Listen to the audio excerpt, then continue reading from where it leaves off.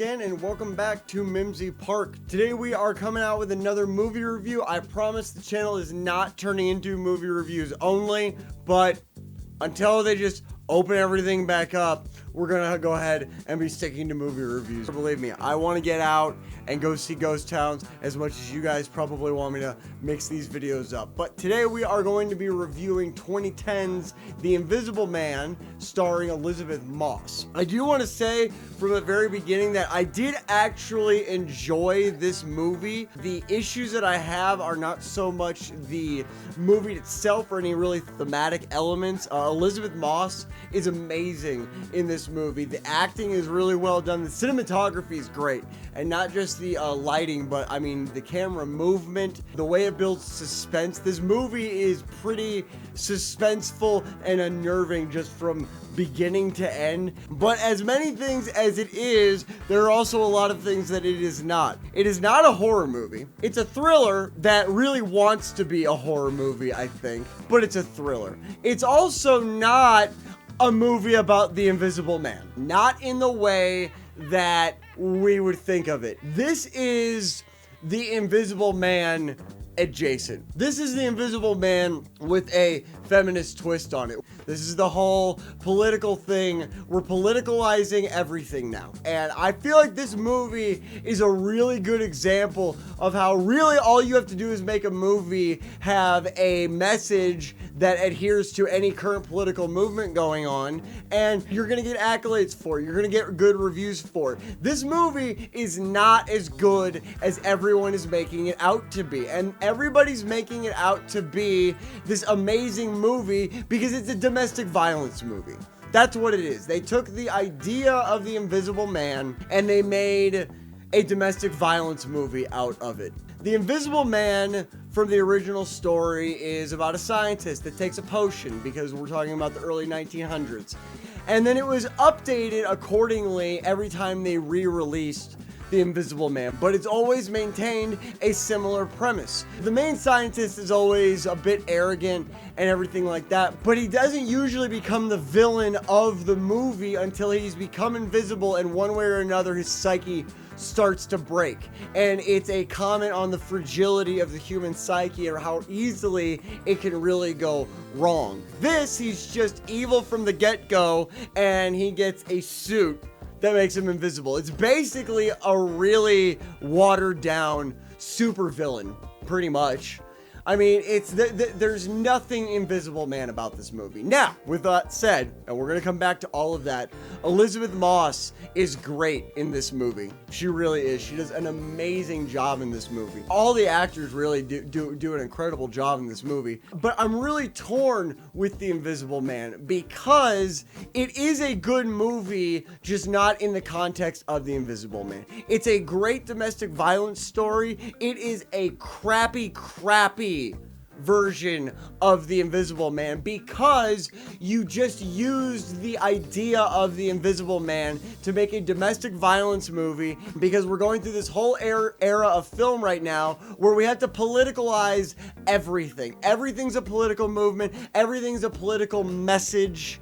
Nothing is about telling a story anymore. And I understand there are movies for that, but they're all like that. This movie could have been anything. You could have made it exactly the way it is, and you could have changed the title and it would have been the exact same movie. It would have the exact same effect, and nobody would have been like, well, that's like The Invisible Man, because it's so unlike The Invisible Man. If a movie could be in of itself false advertising, it would be The Invisible Man.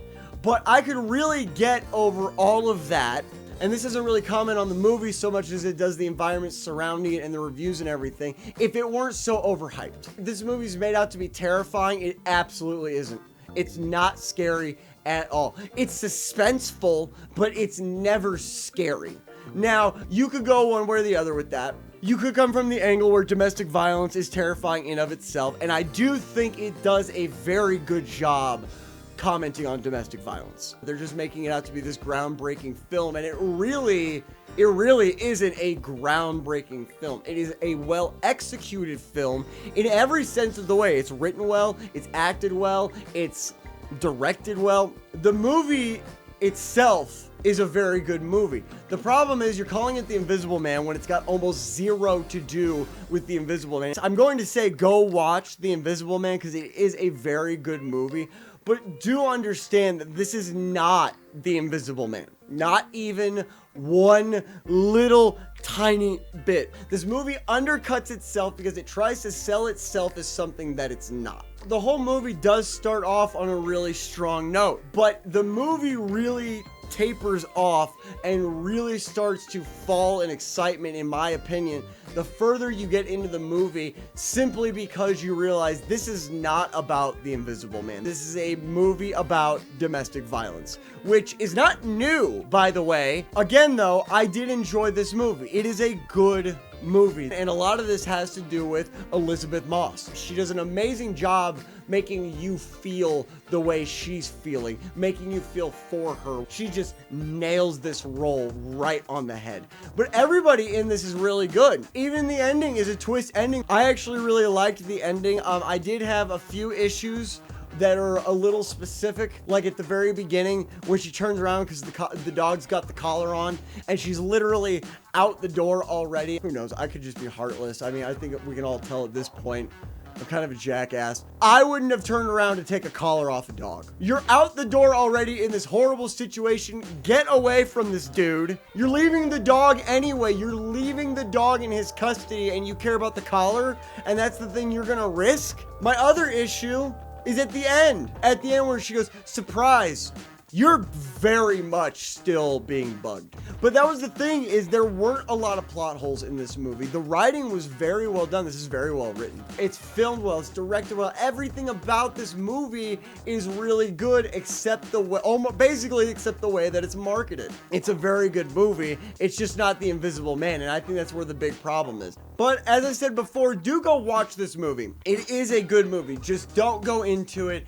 expecting The Invisible Man. Expect what it really is. A really good suspenseful thriller, not a horror, that has nothing to do with The Invisible Man, that is a very big comment on domestic violence. It does comment very well on domestic violence. And what I mean by it comments well on domestic violence is before she runs away, you never see her get beat or hit that way, but just from how fearful she is, how timid and small she seems at the beginning, how just terrified and paranoid she is, it does a very good job of showing what domestic violence does to people, how it really gets into their brains, how you really do, it really changes your reality.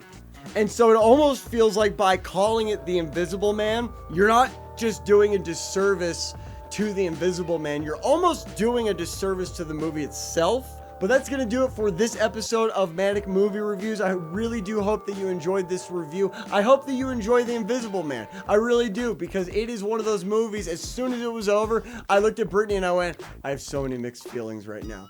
And it was all because I mostly liked it and somewhat did not. So, again, go check out 2020's The Invisible Man. It is a good movie. Just change your expectations just a little bit. But with that said, guys, go ahead and like, comment, subscribe, all that stuff. You know what to do. I will see you guys next time.